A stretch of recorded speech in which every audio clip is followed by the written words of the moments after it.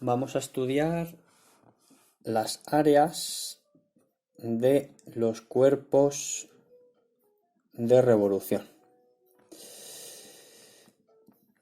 Posteriormente a este vídeo clase veremos el volumen de poliedros y de cuerpos de revolución, pero hoy solo vamos a ver las áreas de los cuerpos de revolución y vamos a hablar un poquito más de los cuerpos de revolución que en vídeos anteriores hemos visto un poco por encima. Lo primero es fijarse en cuerpo de revolución. ¿Qué quiere decir esto? Lo primero es tener muy claro el concepto. Cuerpo, en geometría, sabemos que es una figura de 3 dimensiones. ¿Os acordáis, no? Los cubos, tetraedros, eso los hemos visto ya con los poliedros, etcétera, ¿no? Los 5 sólidos platónicos, paralelepípedos, pirámides, etcétera. Bueno, pues los cuerpos no tienen siempre que ser poliedros necesariamente, porque también hay, por ejemplo, cuerpos redondos, cuerpos de revolución en concreto, que es lo que vamos a estudiar ahora. ¿Qué quiere decir revolución? Revolución tiene que ver con algo que gira, ¿vale? La palabra revolución se ha usado pues en astronomía primeramente, ¿no? Para decir que los astros dan vueltas alrededor de la Tierra, ¿no? En la época de Aristóteles, Ptolomeo, etcétera, ¿no? Estaba la Tierra en el medio, se suponía, y alrededor pues giraban los planetas. Pues eran los cuerpos de revolución, ¿no? Luego esta palabra pues se ha usado en política, ¿no? Cuando se dice que algo es una revolución es porque da una vuelta a las circunstancias políticas y demás. Pero originalmente es un término que viene de la astronomía y quiere decir algo que gira, algo que da una vuelta, ¿vale? Entonces, nosotros ahora tenemos que fijarnos que tenemos un cuerpo de revolución. Querrá decir esto entonces que es un cuerpo, es decir, una figura de 3 dimensiones que se obtiene al girar una figura plana. Pues entonces vamos a dar la definición para tenerla bien clara. Un cuerpo de revolución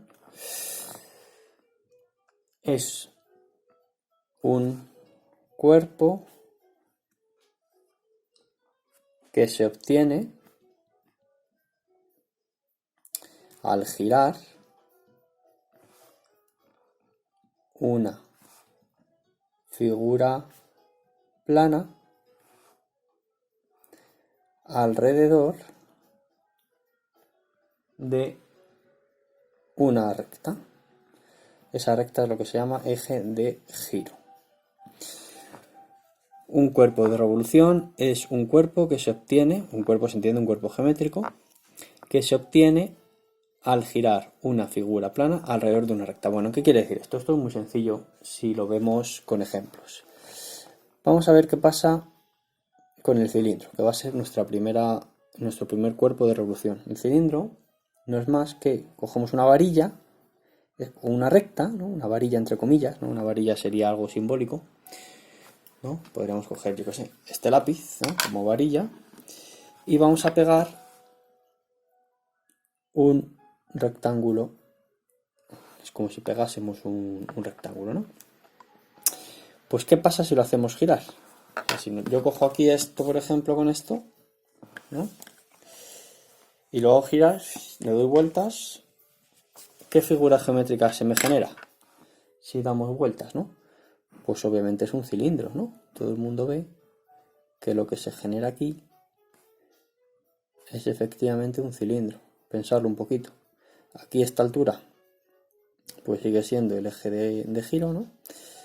Esta altura. Y bueno, pues es lo que sucede, ¿no? Tú giras con la varilla, es como si le das vueltas y se termina generando pues un cilindro, ¿no? Un cilindro de este modo.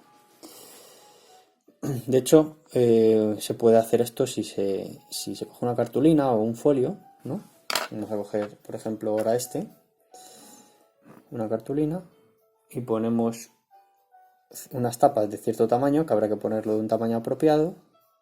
¿Qué ocurre si lo enrollas, no? ¿Qué ocurre si tú coges una hoja y la enrollas? pues bueno, si lo pegas bien y demás, tenemos un cilindro, ¿no? Esto es un cilindro. Se ve, ¿no? Esto es un cilindro. Bien, pues esto es un cuerpo de revolución. ¿Por qué? ¿Se cumple la definición? Sí, porque lo que estamos haciendo es girar un cuerpo alrededor de un eje. Y entonces, fijaros, vamos a poner que el radio de la tapa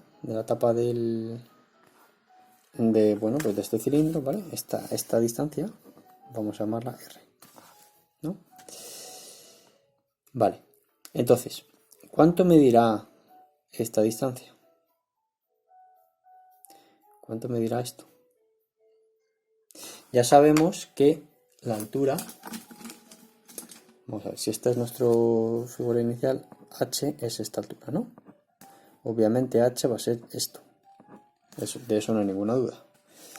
En nuestro pequeño dibujo que hemos hecho aquí, pues será esto, ¿no? Vale, el h está claro que no cambia, que va a ser eso. Pero ¿cuánto va a ser este desarrollo? Si sabemos que esto es r, ¿tendrá que ver con esta r? Bueno, pues en principio tiene sentido decir que sí que tiene que ver, ¿no? Porque al enrollarse, esta distancia, ¿no? Esta distancia que está aquí en la tapa, la r que hemos dicho, el radio de esta circunferencia, tendrá que ver con el desarrollo del propio cilindro, ¿no? Fijaros, ¿cuál es el perímetro de la circunferencia? El perímetro es 2πr, ¿no? Eso ya lo sabemos desde hace mucho tiempo, que el perímetro de la circunferencia es 2πr, es decir, la medida del exterior de la circunferencia, ¿no? Pues eso es precisamente lo que va a medir nuestro lado que estamos buscando, porque esto es, si tengo esto, tengo aquí el perímetro de la circunferencia, que es lo que tengo que hacer si yo lo desenrollo, ¿vale? Es decir, 2πr es precisamente esta distancia de aquí. Digamos que la altura es h y la base, por decirlo de alguna manera, de este rectángulo, esto es un rectángulo claramente, es 2πr, siendo r pues el radio de la base, el radio de la tapa. Por tanto, yo quiero calcular el área del cilindro. Pues nada, tendré que calcular cuánto vale esto y cuánto vale las dos tapas. ¿Cuál es el área de un círculo? Pi r cuadrado. Pi, recuerdo que pi es un número racional que viene a equivaler a 3,14. Bueno, tiene infinitos decimales, es imposible saber cuál es el orden de esos decimales. Por cierto, alguien puede hacer como ejercicio voluntario cuántos decimales tiene pi, por qué son infinitos, ya lo estoy diciendo que son infinitos, así que investigar un poco sobre ese número, si queréis. Bueno, entonces, estoy haciendo el área, que me enrollo, de el cilindro. Pues la base es pi r cuadrado, como hay dos tapas, pues tengo que multiplicar por 2, ¿no? Más el área lateral, que en este caso va a ser pues este rectángulo. ¿Y cuál es el área del rectángulo? Base por altura, es decir, 2πr por h, ¿no? Base por altura, 2πr por h. Bien, y yo si esto lo quiero hacer un poco más ordenado o incluso hacerlo un poco más sintético, pues pongo que el área del cilindro es 2 pi r cuadrado, saco factor común al 2, es lo único que estoy haciendo, más pi rh. Incluso lo puedo poner todavía más escueto, más pequeño. Como pi r están aquí los dos también, puedo sacar factor común, es decir, 2pi r, que multiplica a r más h. Pues me puedo quedar con esta fórmula que acabamos de demostrar del área del cilindro. Es la que viene en los libros también. Esta formulita es la que viene en los libros. Siguiente cuerpo de revolución. Después del cilindro vamos a estudiar el cono. Ya sabemos todos que el cono pues es estos capuchones de Semana Santa o estos conos que se ponen en educación física o que habéis visto en las carreteras, etcétera, ¿no? Un cono es pues una especie de pirámide. Se parece a la pirámide porque es acaba en pico, ¿no? Y solo tiene una base. pero es de revolución. Fijaros que aquí tiene toda esta parte de aquí, el área lateral, pues es redondito, ¿no? ¿Alguien adivina cuál es el cuerpo de revolución que hay que hacer girar? Es decir, cuál es la base, digamos. Si yo aquí tengo mi palo otra vez y aquí tengo el giro, ¿qué tengo que pegar aquí a mi base, a mi eje, quiero decir, a mi eje, para obtener un cono? Fijaros que antes en el cilindro era un rectángulo. Pues parece que tiene que tener como una forma triangular o algo así para que al girar este pico no se mueva, ¿no? Pues si yo pongo aquí un triángulo, rectángulo, ¿vale?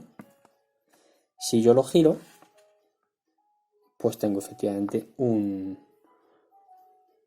cilindro, perdón, un cono, ¿vale? Bien, bueno, pues hasta este lado de aquí lo voy a llamar G, generatriz, ¿vale? G es generatriz. ¿Por qué se llama generatriz? Porque genera el cono. Al hacerlo girar por aquí, digamos que la G es esta distancia, ¿no? Esa distancia es G, pues se llama generatriz. Otra vez, ¿qué tenemos aquí abajo? La R, el radio, pues esto es el radio, ¿no? Claramente eso es el radio, lo que está haciendo girar en la base.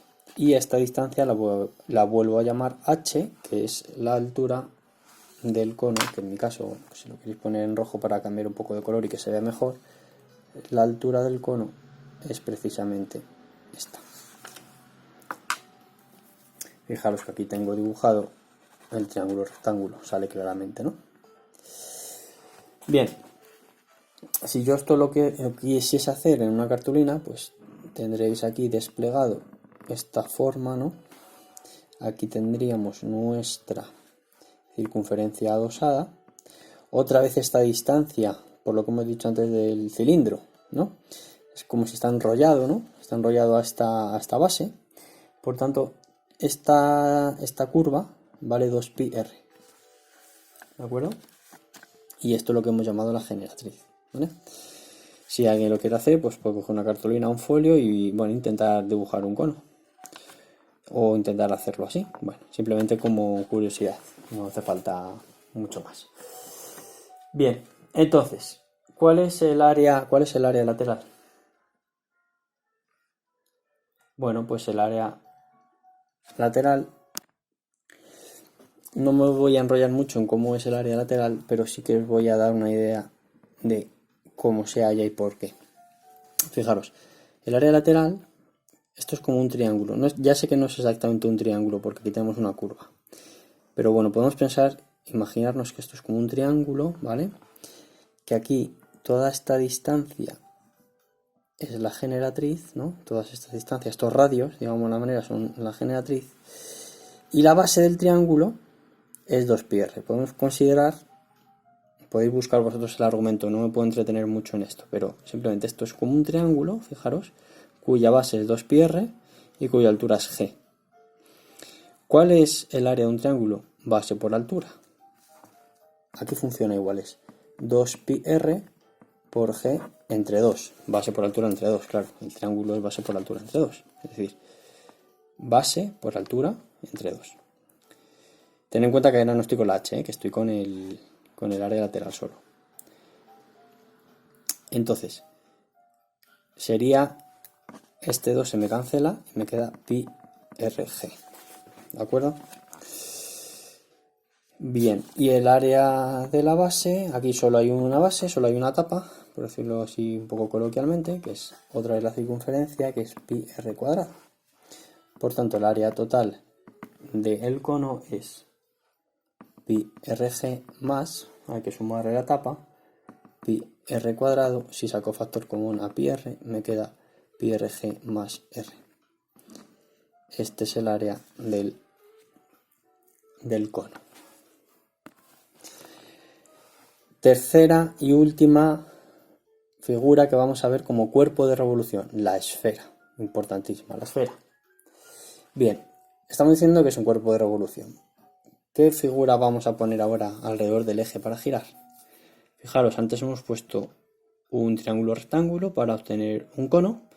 hemos puesto anteriormente un rectángulo para obtener un cilindro, y para obtener una esfera, ¿a alguien se le ocurre qué tendríamos que poner?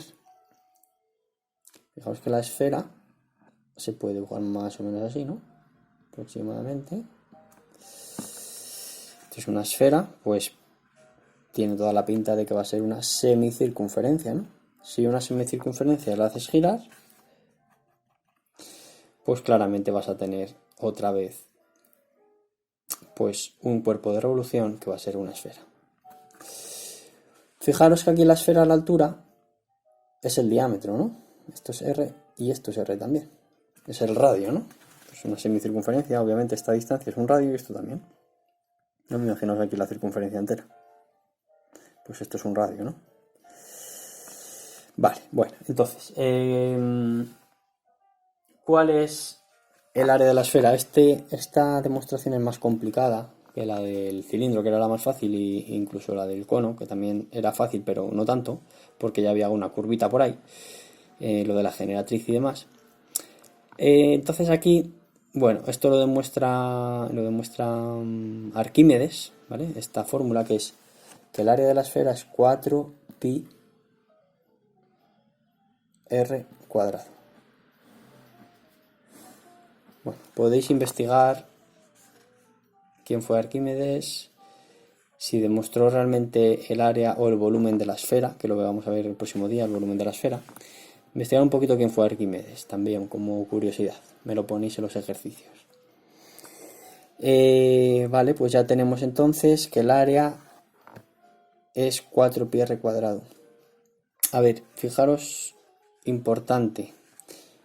Si me dan las unidades en centímetros, las áreas están en centímetros al cuadrado. Si me la dan en metros al cuadrado. Es decir, las unidades son cuadradas, ¿vale? Son dos dimensiones. Cuando veamos volúmenes, en vez de un 2 aquí aparecerá un 3, son cúbicas. Ejercicios. Vamos a hacer algún ejercicio facilito. Calcula el área de los siguientes cuerpos de revolución. Primero, apartado A. Pues un cilindro, vamos a dibujarlo así, que tiene 7 centímetros de altura y 3,5 centímetros, no lo pongo, pero se entiende que son centímetros de radio. B, un cono, que lo voy a dibujar así al revés, que tiene como radio 3 centímetros, como altura 5 centímetros. C.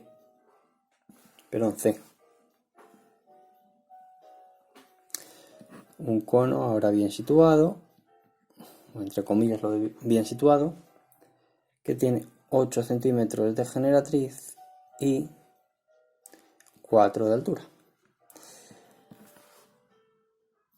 D, una esferita. ¿Cuál es el único dato que me hace falta de la esfera? El radio. Fijaros que el radio lo hemos dicho antes. 4pi r cuadrado, aquí no hay ninguna generatriz, ninguna h, ni nada. Solo nos basta con el radio, ¿vale? Bueno, pues me dicen que el radio vale 6 centímetros. Me dan un cono, pero ahora lo que me dan es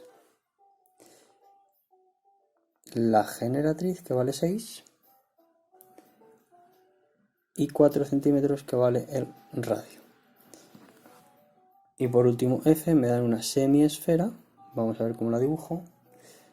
Vamos a dibujarla una especie de cascote así, ¿vale? Hace como una bellota, una cosa parecida. Es una semiesfera, ¿vale? Cuyo radio vale 5 centímetros. Bueno, con estos ejercicios podemos practicar y ya hemos visto entonces el área en cuerpos de revolución y en poliedros. El próximo día, como he dicho antes, veremos volúmenes de estos dos sólidos.